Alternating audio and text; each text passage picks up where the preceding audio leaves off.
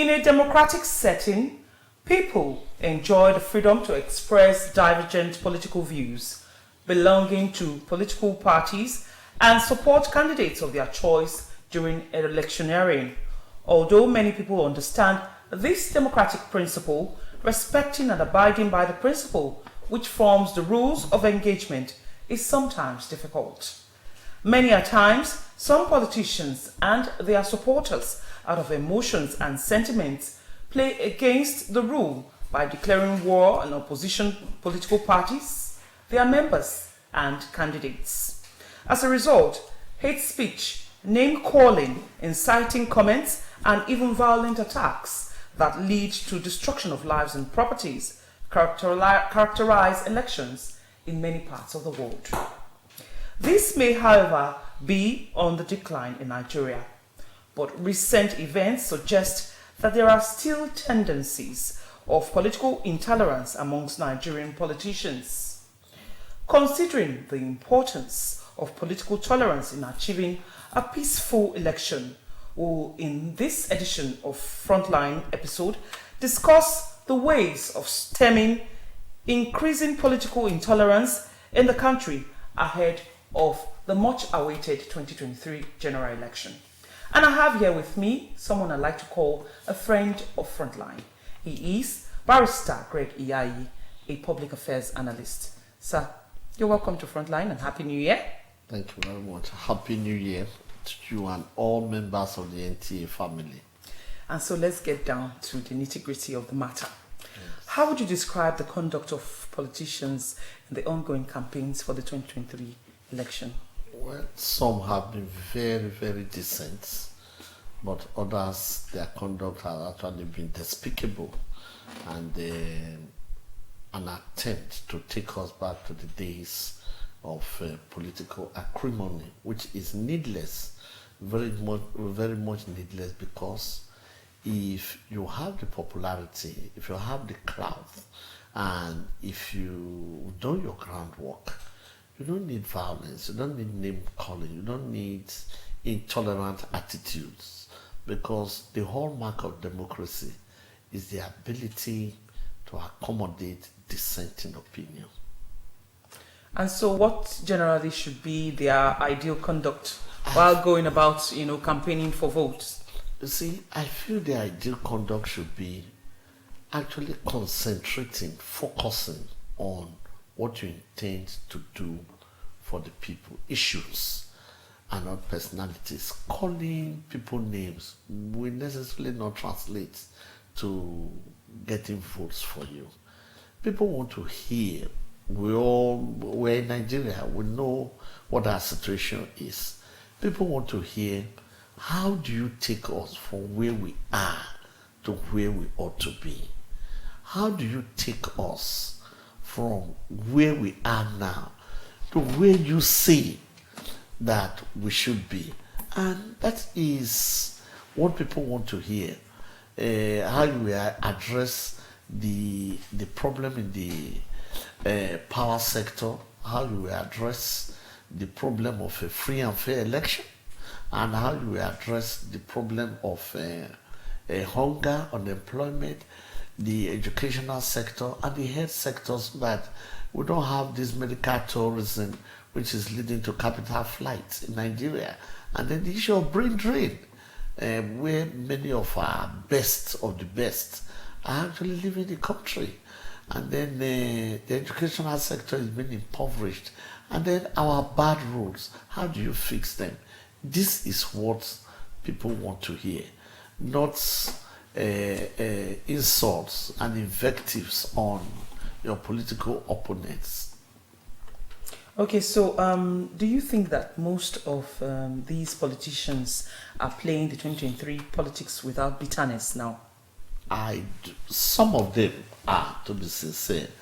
Some of them are refined. Some of them have come a long way. Some of them have actually proved themselves, and some also too have shown that they have not grown. They might have grown in money, they might have grown in office, but they have not grown in character. And that is where the problem is, because I watched the election of the U.S. Speaker. I followed it blow by McCarthy. blow. McCarthy. You know, it was a beautiful illustration of what democracy ought to be. You know, they had won a majority. The opposition was not from the other party, the Democrats. It was actually from his own party. They wanted issues, and they were grounded on issues.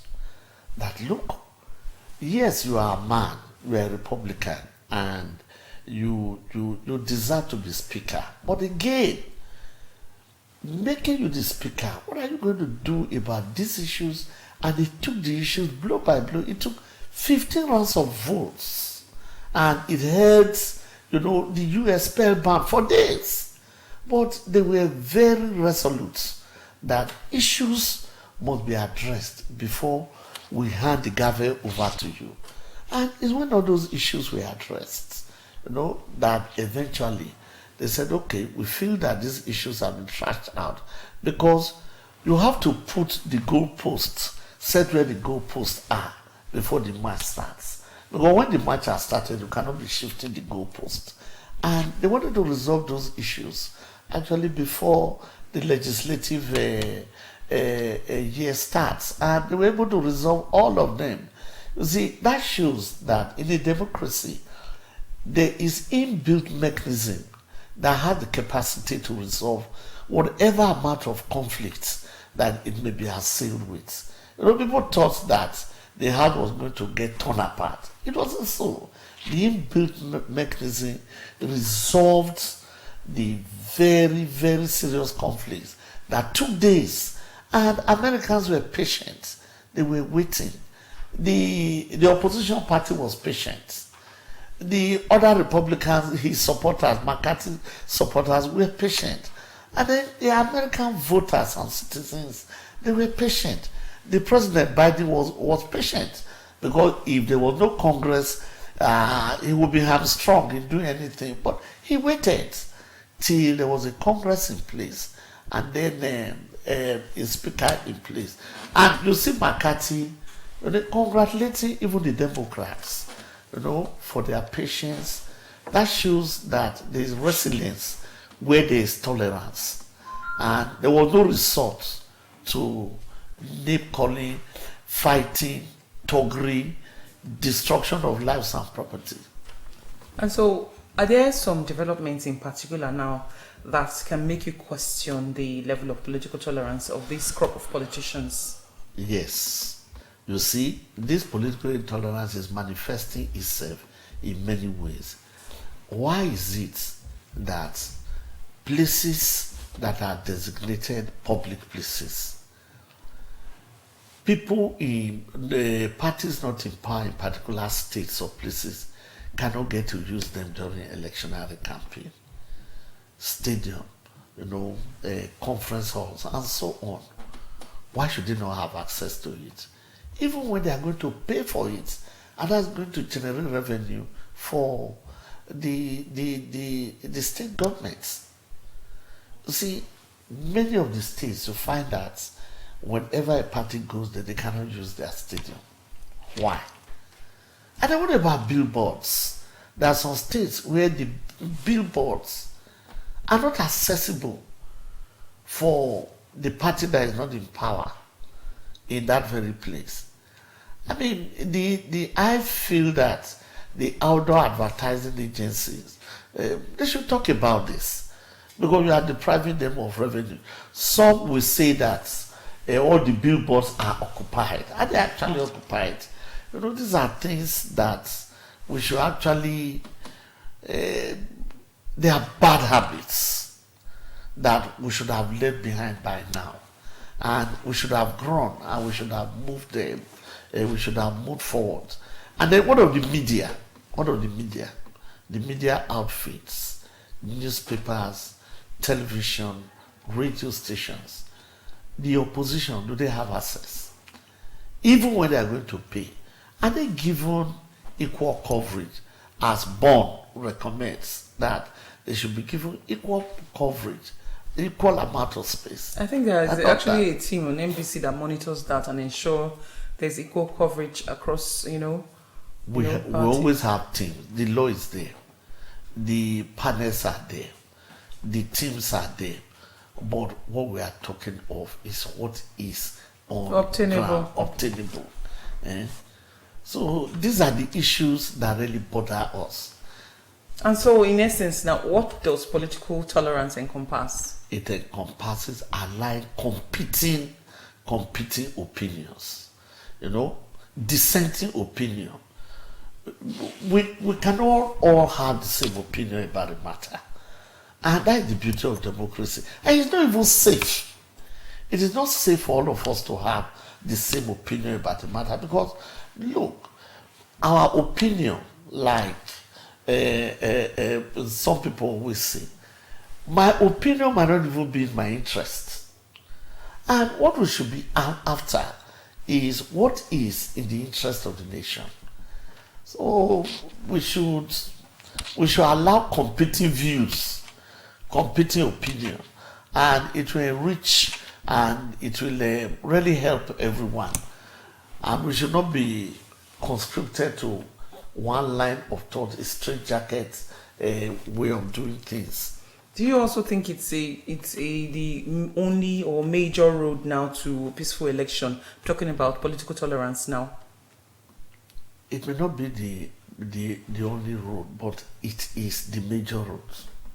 Honestly, the others might be streets. It's the expressway, because if you are talking of political tolerance, it shows itself in campaign.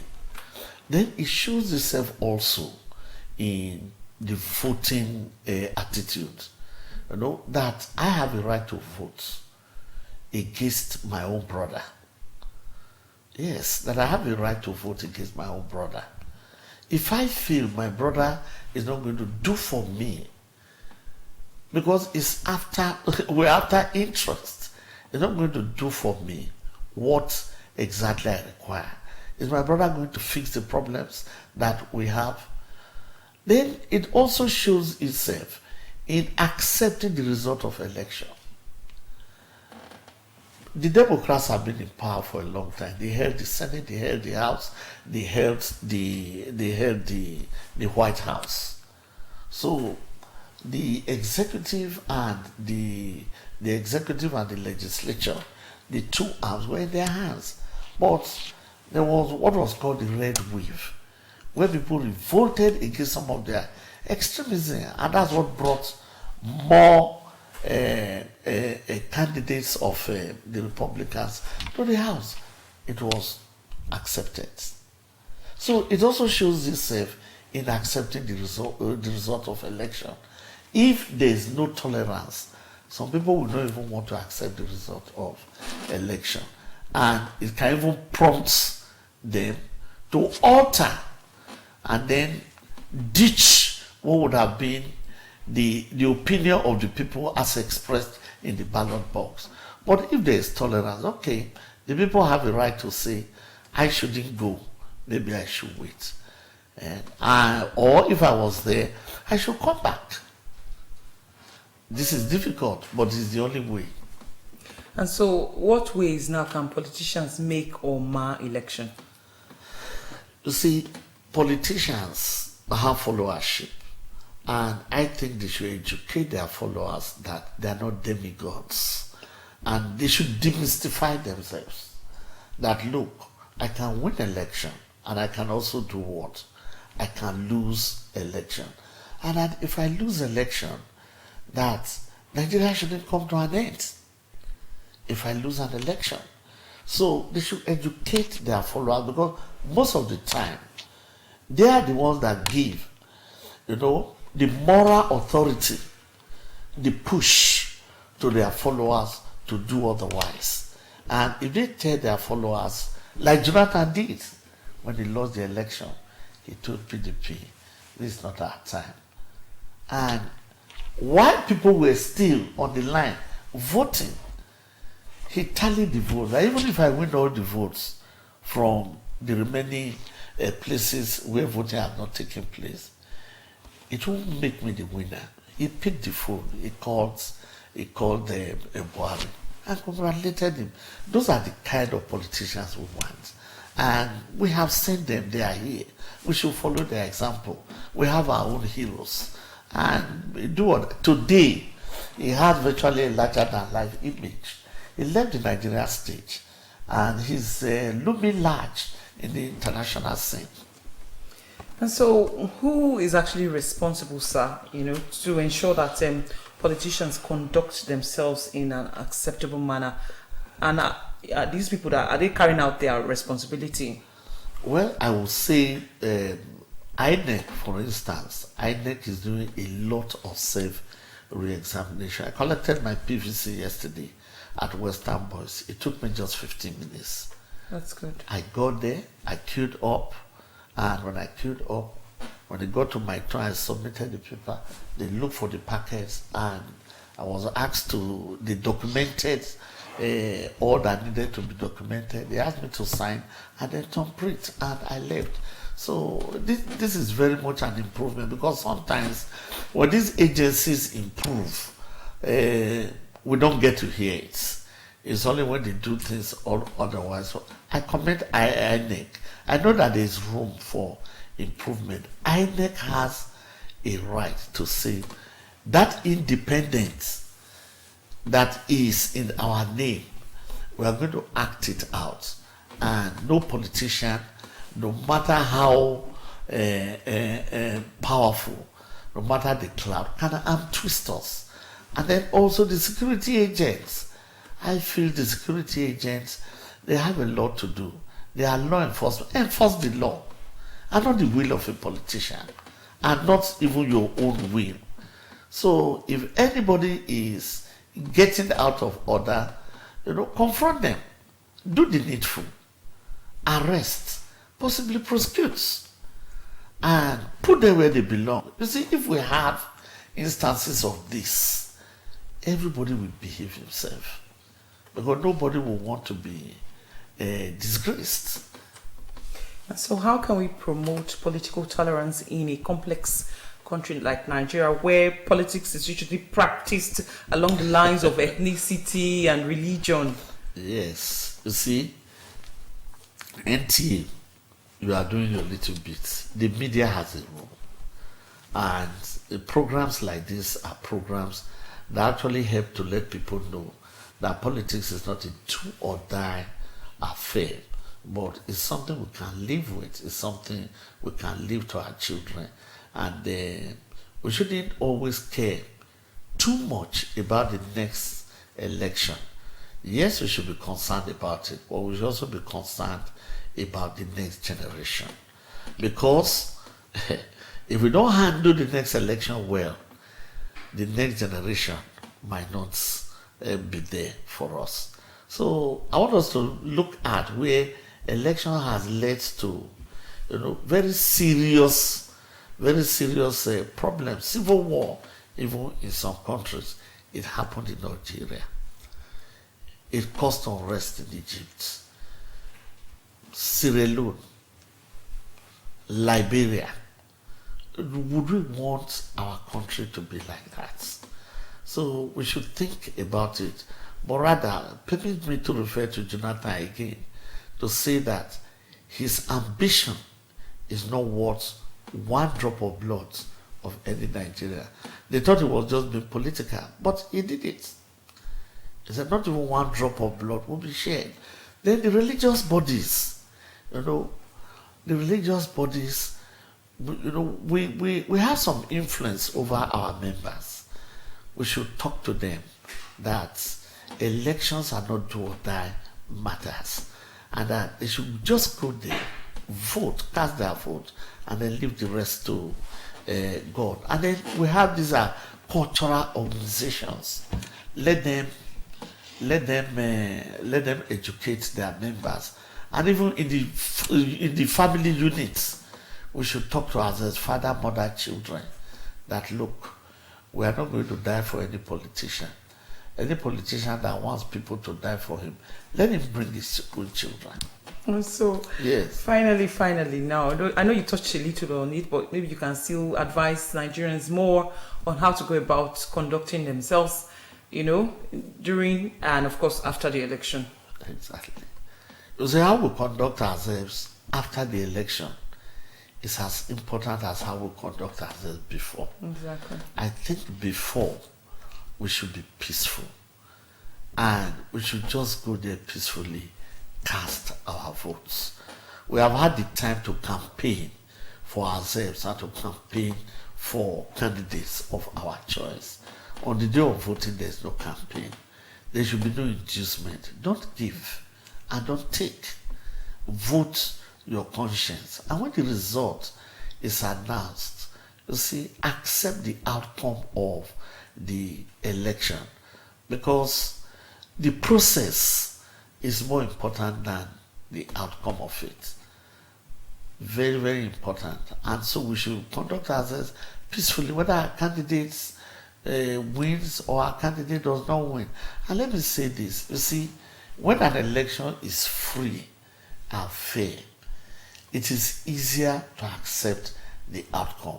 That is where INEC and the security agencies should actually, know that they have a duty to ensure free and fair election. If the election is seen to be free, to be fair, it will be difficult. People will not want to take up arms against the state or against each other, because they know that it was free and it was fair. It's not my turn today, it does not mean that it won't be my turn tomorrow. Thank you very much, Barrister Greg Iyayi, for coming on Frontline today and doing justice to this topic. And that's how it has been again on this edition of Frontline. Thank you very much for always being there for us. And of course, on behalf of the production crew, I want to say thank you very much and do have a blessed day.